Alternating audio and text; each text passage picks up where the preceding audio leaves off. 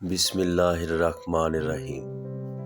ایک مرتبہ حضرت علی علیہ السلام اپنے گھوڑے پر سوار کہیں تشریف لے جا رہے تھے کہ نماز کا وقت ہو گیا۔ آپ علیہ السلام گھوڑے سے اترے، قریب سے ایک بدو گزرا، آواز دے کر بلایا اور کہا، کچھ دیر کے لیے گھوڑے کی لگام پکڑو، میں اتنے میں نماز ادا کر لوں۔ بدو نے حامی بھر لی اور حضرت علی علیہ السلام نے نماز کی نیت باندھ لی۔ حضرت علی علیہ السلام نماز قائم کر کے دنیا اور مافیا سے بے خبر ہو جاتے تھے۔ بدو نے سوچا موقع اچھا ہے، گھوڑا ہضم کرنا تو مشکل تھا، لگام لے کر چلتا بنا۔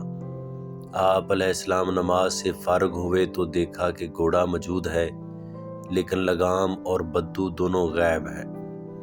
اتنے میں آپ علیہ السلام کے خادم کمبر کا ادھر سے گزر ہوا۔ آپ علیہ السلام نے انہیں 2 درہم دے کر کہا، بازار سے ایک لگام خرید لاؤ۔ کمبر بازار پہنچے تو دیکھا کہ ایک بدو لگام لیے کسی خریدار کا منتظر ہے۔ کمبر نے لگام کو پہچان لیا اور بدو کو پکڑ کر حضرت علی علیہ السلام کی خدمت میں لے آئے۔ آپ علیہ السلام نے پوچھا، اسے کیوں پکڑ لائے ہو؟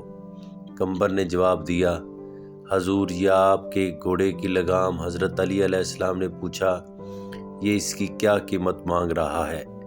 کمبر 2 درہم۔